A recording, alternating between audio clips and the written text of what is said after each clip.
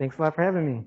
So I was nominated by our group at Los Alamos to present an overview of some of our recent results on the same problem that Enrico was talking about and what Dong was talking about, binary black holes embedded in AGN disks.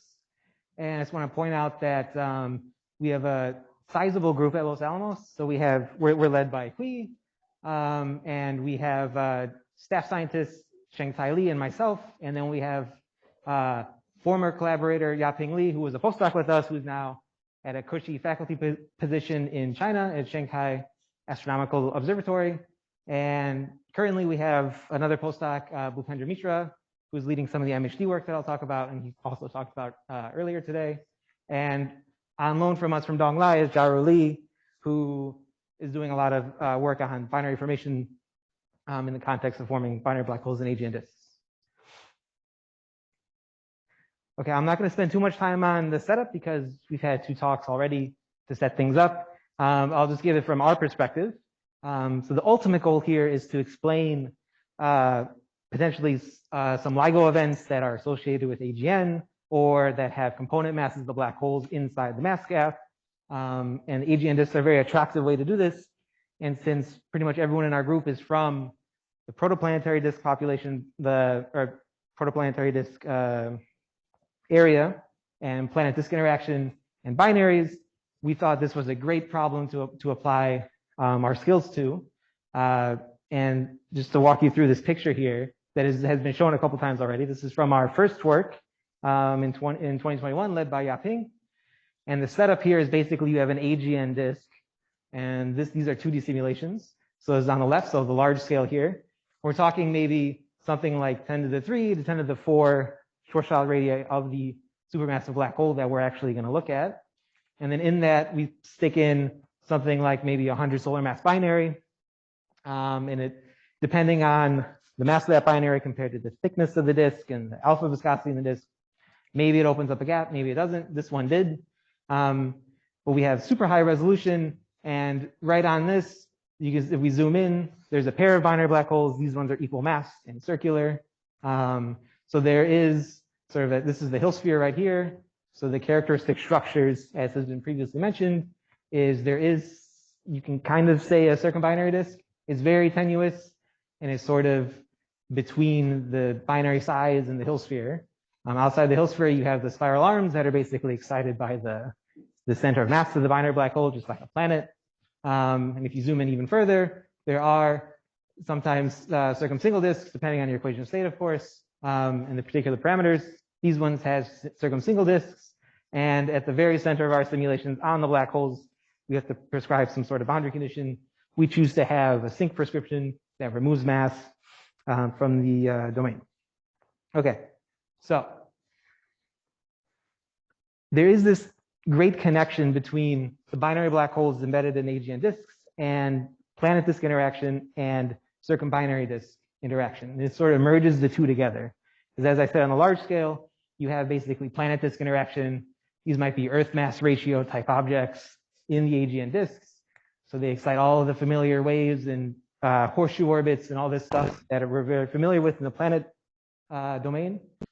But you also have a combination with the circumbinary disk community. So once you go closer into the Hill sphere, you start to see the binary, and then the flow becomes very circumbinary-like. Okay, so just very quickly, what do the AGN disks look like that we're putting these binary black holes in? I have 3 groups works up here for typical AGN disk models, so around 10 to the 8 solar mass black holes or 10 to the 6 solar mass black holes. They're all sort of similar in that generically you have kind of a bowl-shaped H/R structure where it's thicker in the inner regions of the disk, bottoms out at a different between 1% or 10 to the -3 H/R, and then it again gets thicker as you move out. And this is sometimes associated with a bump in the surface density profile. And if you take like a 60 solar mass black hole and you put it in one of these AGN disks somewhere, and you assume something for the AGN mass, you can estimate these critical parameters that Dong was talking about. One of them is the ratio of the Hill radius to the scale height. The other one is the amount of local mass in the disk in the Hill sphere of the binary compared to the binary mass. That one tells you how low mass the disk is compared to the binary. And these values take a range of profiles depending on the mass ratio you assume with the AGN. So, but they can be typically, RH over H can be less than 1, it can be bigger than 1, especially if it's in a very thin region of the AGN disk. But mostly for these models, it's less than 1. So that means the binary is probably embedded in the AGN disk. So the flow should be more 3D-like than 2D-like. And if your binary is in sort of the inner regions of the disks, it can be possibly more massive than the local material. And that for the migration rates, that means we can do simulations without taking into account the back reaction of the gas on the binary. And we can have sort of quasi-steady state situations where the binary semi-major axis and orbital elements change on slow timescales compared to what it takes for the disk to get in steady state. Okay, so now I just want to draw a comparison, since most of this conference is for what I'm going to call isolated binaries, so binaries that aren't embedded in AGN disks. So this is just a few things that are different compared to binary black holes in AGN disks. So just a few things, or one maybe notable thing is that there's no, at least in our simulations, we never find an M equals 1 lump at the cavity edge. That's sort of absent in the binary black hole situation. And it's probably because we don't have viscous, slowly building up accretion of these lumps at the cavity edges. It's very fast infall from the AGN disk. The other thing is that the cavities themselves are not very deep. So on the left is this picture from Diego that has been shown a lot. So a very deep and wide cavity, but for the binary black holes in AGN disks, that cavity may not be so deep. Yeah, and I mentioned some of these other things already. One other thing to mention is that typically we assume that we're going to simulate the phase of the binaries around the time when they form in the AGN disk, and you would sort of expect that they would catch with separations that are on the scale of the Hill sphere. So maybe they won't catch super deep, but if that is the case, and if their separation is around 40% of the Hill sphere, there's some known triple instabilities that can induce large eccentricities into the binary. So you can start with a circular binary, but if it's separated by half the Hill sphere, you might induce an eccentricity of 0.05, 0.01. So just because we say they're circular, if you take into account the triple motion, they may not actually be circular. They might have tidally induced eccentricities. And in our first paper, we have this result of, similar to the isolated binary results, that for circular 2D equal mass and isothermal simulations, the binary black holes in AGN disks expand. And that's very bad for explaining gravitational wave events, because we want them to contract. So a lot of our work since this paper has been on taking our initial baseline simulations, 2D isothermal equal mass circular, and changing one parameter and seeing if that helps change this expanding result to a contracting result. And I think it's been brought up in this conference before, and I just want to say again, at least for these simulations, the only thing that tries to expand the binary is the CSDs. They're the only thing that really gives positive torque to try to expand the binary. CBD, cavity, accretion, all this stuff tries to bring the binary together. So if you want to take an expanding case and make it contracting, a good bet is to try to get rid of the CSDs. And that's sort of what we found in our first studies. So I'm just going to blaze through a couple of our recent papers. I'm not going to spend too much time, but if you have questions, please ask them at the end, and I can go into more detail. So the first one up is we did a study where we just changed the temperature profiles of the circumsingle disks. We made them hotter with the profile, so you could have things like very hot inner core of the CSD, and then that falls off with a very steep power loss, so the outer regions are kind of cold. And we found this nice result that if you plot all the temperature profiles, so these are profiles of temperature, where at the lower left here is one of the black holes, and the companion black holes over at 1 over here, and these are the profiles of the temperature. And we colored them red for contracting binary black holes in steady state, and blue for expanding binary black holes. And if you look right here at basically what is the size of the CSD, which is about 40% of the separation, there's a nice split where above this points at about 2, that everything is contracting, and below everything is expanding. And what that means in What that means is that if the CSD, the whole CSD, so out to the edge of it, is hotter than the background temperature of the AGN disk by a factor of 3, you get contraction. And that's basically because once the CSDs get hotter, the spirals in the CSD that do the torquing weaken significantly, and they weaken enough at this factor that they can't keep the binary expanding. So the CBD in the cavity, I'll take over and push the binary to contraction. And I should say that the result that Dong was talking about earlier today, he was using adiabatic simulations. These are locally isothermal, but it could be that in their simulations, their CSDs are hotter by a factor of 3 because they let the temperature vary. And that might be one of the reasons why they get contracting results. Okay, the other thing that we did in our first paper was just take the binary, instead of making it prograde in the disk, we make it retrograde. In that case, it's really hard to form CSDs in general. You have strong ram pressure, not a lot of resonant effects to launch the spiral density waves. And these ones are all contracting. So this is another avenue, turning a prograde binary to retrograde. And then recently, the last major one I'll talk about is going from 2D to 3D. So these are results that just came out on Monday, Tuesday. So we did similar simulations to what we did before, but now we're looking at just a shearing box local patch simulation around the binary.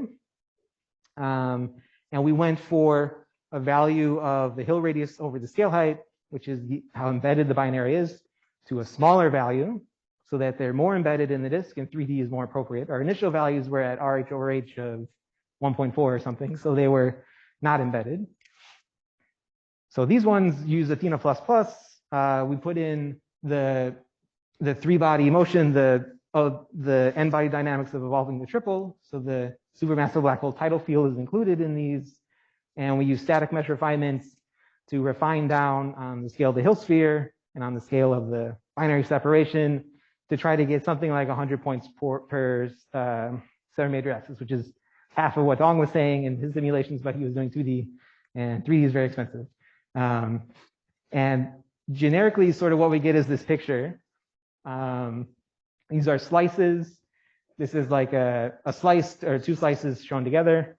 The left is a slice at z equals 0, so in the orbital plane, and then x equals 0 and y equals 0, so like cuts horizontally and vertically here, showing the vertical structure. And in these simulations, we get the sizable, not sizable, but we get a CBD. So there's definitely rotation in the CBD. There are strong spiral arms, just like in 2D.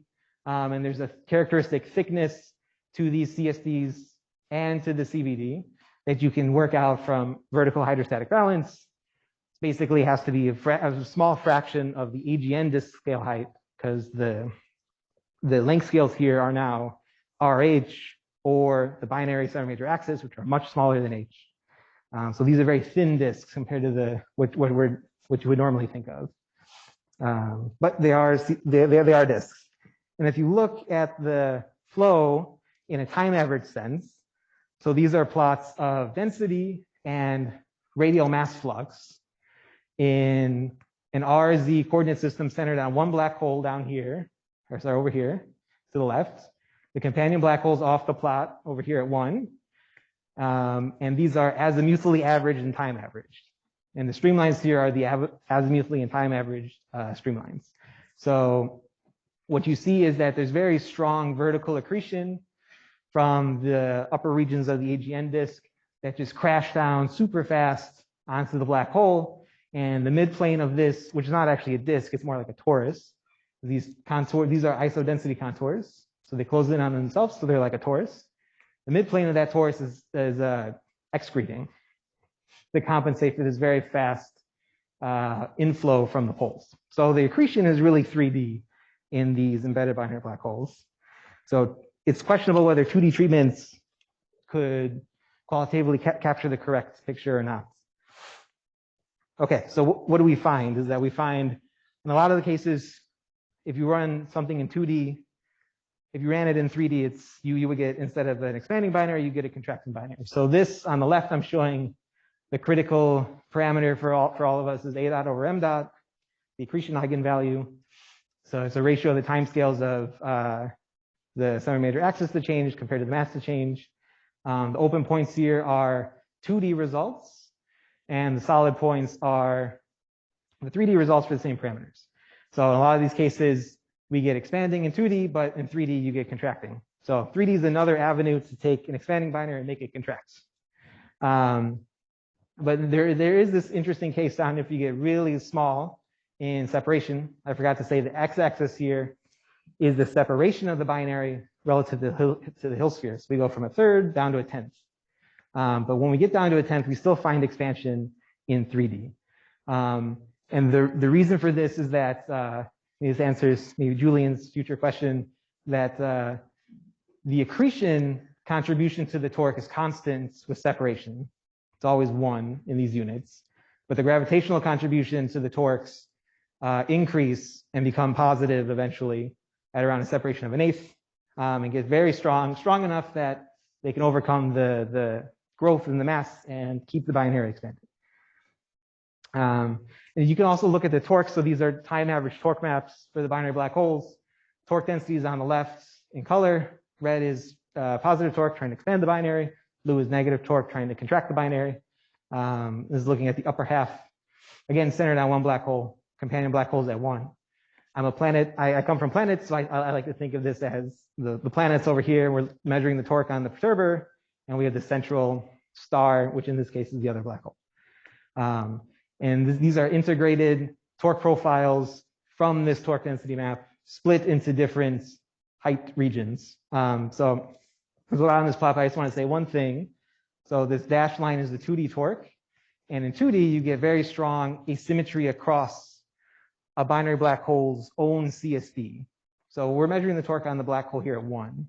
And so this region over here around 1, right here, is the black hole's own CSD. So a lot of the positive torque, almost all the positive torque in these systems is coming from this slight asymmetry between the inner region of the CSD and the outer region, and leaves you with a large net torque in the 2D results and less of a net torque, positive torque, in the 3D results.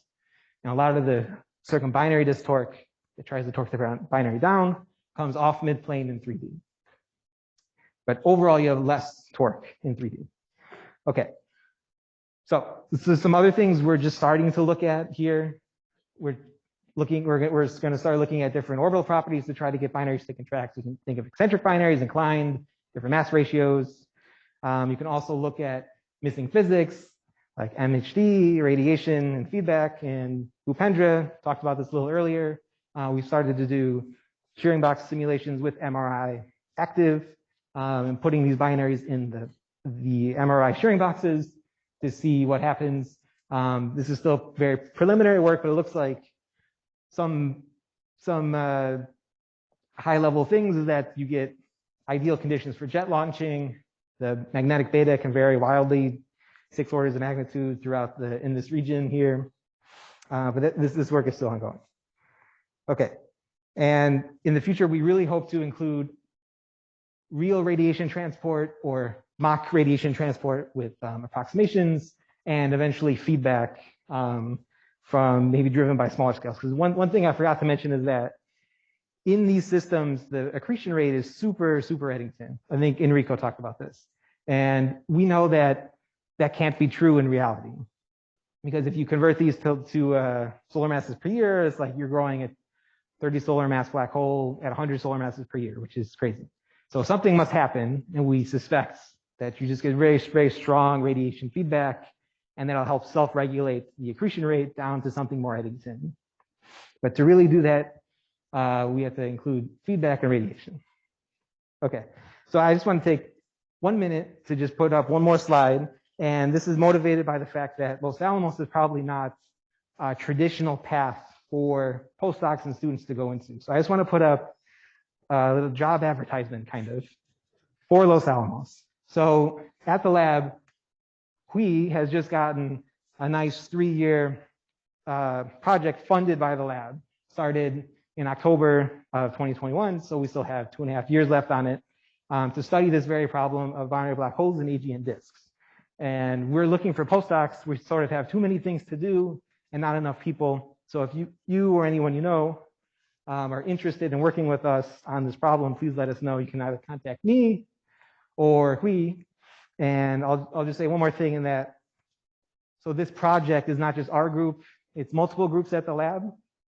And the idea is to connect up everybody. So we do things on the very large scale, AGN disk scale.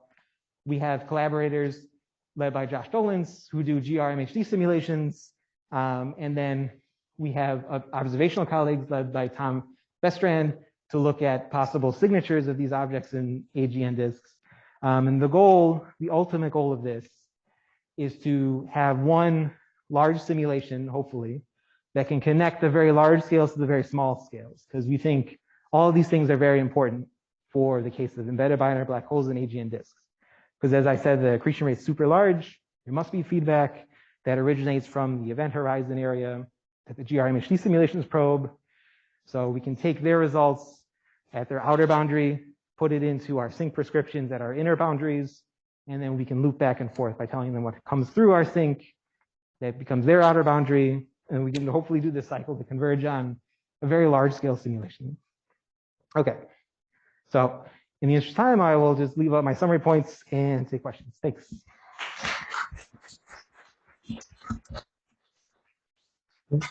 Thank you very much. Oh, there's Oh,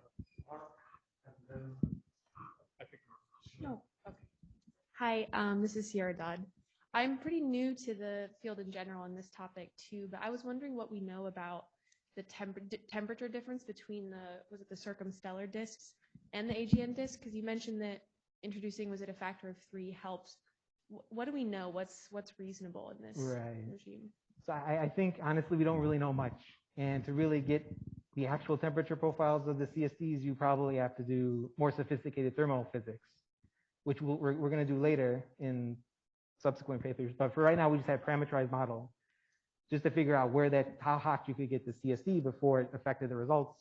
And then we can hopefully connect that with actual transport to see what kind of temperature profiles we will get in reality. But I think the short answer is we don't know right now. But presumably it's pretty hot.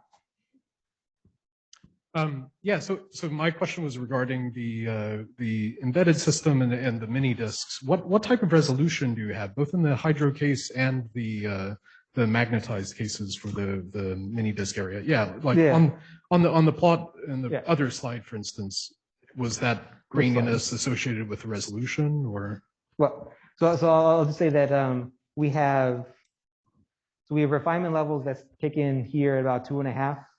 So if you look close, you can see there's the artifacts in the streamlines, not in the fluid, of the refinement. And that gets in here, it's 100 points per separation of the binary. So we have a lot of points in the CSDs. And then it factors of 4 going out to the Hill sphere in lower resolution. And on the AGN scale, it's a few points per the scale height. Okay, and the same in the MHD simulations. Okay, the next question will come from online participant, Brian. Hi, it's Brian Metzger. I was trying to understand I'm not super familiar with this literature, but, so most groups are assuming isothermal. I'm trying to understand better how it wouldn't be the case that these mini disks around the objects would be hotter than the outer disk. I mean, it just seems kind of sensical that would always be true, but I guess I'm just curious what am I missing there that they shouldn't automatically be quite a bit hotter? Yeah, so I think there's at least 3 groups doing this, and they all pick different equations of state for the most part. We stick with isothermal just to compare with our previous works. In the future, we'll do more heating and cooling. But I think the idea is that the CSDs can heat up just through feedback from the black holes. Like temperature feedback or shocks in the CSDs can heat it up, possibly over levels in the AGN disk. And then maybe that statement depends on where in the AGN disk you are as well. If you're in a very hot part, it might be hard to do that.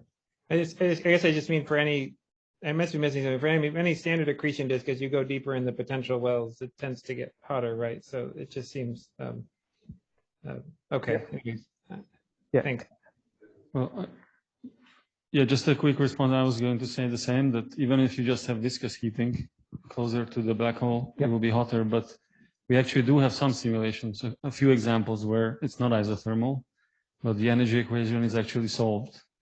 So shock heating is added on top of viscous heating, and then there's cooling from the surface, assuming optically thick black body emission. And in those it is true that the shock heating is additional and it's even hotter. So I think a factor of 3 is actually quite reasonable. Yeah. And that's also good for just generating gravitational wave events, right? Because we want them to contract. So we want to see if these get hot. Just because just want to know quickly how many orbits these are. You're running these million CPRs, how many binary orbits? So it depends on, so we run a bunch of different separations, but it could be, some of them get up to hundreds of binary orbits. And we measure things like the M dot through the circumbinary disk and through the Hill sphere onto each circumsingle disk. And those are all flat, spatially flat M dot profiles with values equal to the sync rates that we have. So we're pretty sure that everything is in quasi-steady state. Yeah. Yeah. So hi, Nicola Veronesi from Leiden Observatory. So first of all, thank you for the talk. It was very nice. And so you mentioned a couple of times this tidally induced eccentricity of the orbits with non-negligible values. So my question is, do you expect this eccentricity to be still there when these binaries enter the LIGO-Virgo band? No, I would not, because the tidal so this eccentricity is induced by interaction with the supermassive black hole. And the scale for that interaction is when the separation of the binary is on the order of the Hill sphere. But when they enter the LIGO band, their separation is tiny. There's like 6 orders of magnitude smaller than the Hill sphere probably. So they shouldn't really care that there's a supermassive black hole somewhere. Okay, next question from Rixin Lee online. Hi, great talk. Yeah, I guess it's one comment plus one question. Yeah, to resonate on the accretion rate variability. Yeah, we do find due to the lack of the clump, the accretion rate variability is basically 2 times the orbital frequency of the binary minus the orbital frequency of the Keplerian rotation of the binary in the AGN disk. But the sign depends on whether the binary is prograde or retrograde. So in your new study, since you have this resolved 3D accretion flow that are distinct from 2D simulation, have you tried to analyze the M dot variability? What's the dominant what's the frequency with dominant power? Right. So we didn't really delve into the variability of M dot, mostly because there's no lump, they're equal mass and circular. So we didn't expect there to be much interest in that variability. But if I assume if we did, we would get the same answers that that you're seeing, is the 2 times the binary frequency. But we didn't look at it in detail. Okay, thanks. Yeah, I just had, this is Mark Averigan. I just had a short technical question because I was a little confused still from our discussion before. So in the sync prescription you have, you said conserves angular momentum, but it wasn't clear to me if you were saying that all momentum components are preserved, including the locally radial component, which I would think would be very important for global angular momentum transport. Okay, yeah. So I didn't talk about the sinks, but so the sinks are what are called torque-free sinks. So every time gas comes within the accretion radius, which we set to something like 12% of the separation, we remove a fraction of the mass from that gas parcel. And at the same time, we try to conserve the angular momentum of that gas parcel about the black hole it's accreting on. So this doesn't induce a torque on the circumsingle disks. But to do that, you basically have to give a kick in the polar and azimuthal directions to the gas. But you don't have to change the radial velocity. Okay, so if you don't conserve radial angular momentum there, then I would expect that if you integrate the total angular momentum transport onto the binary as a whole, if there's any significant asymmetric radial component, then you'll have the wrong measure. Okay, yeah. So when you evaluate the accretion contribution to the torques or the power on the binary is very negligible. I see. Okay, thank It's you. all dominated by just the growth in mass. Yeah. Okay. Final question, Steve. I have a question about the circumbinary disk that you form. I mentioned in my talk obliquely during the questions that there is a tilt instability possible for circumplanetary disks. And I was just wondering, I mean, I guess you have a binary, maybe that would suppress it, but it's something you might want to look out for. Yeah, yeah. We do see a little wiggling vertically of the circumbinary disk sometimes. It seems to maybe go away in steady state. We can also incline this binary to whatever value. So it could be, say, the circumbinary disk could be, this way, but the binary could be polar to it. So maybe there's some interesting things we can work out from your work there. Okay. Thank you. So thanks a lot. Thanks.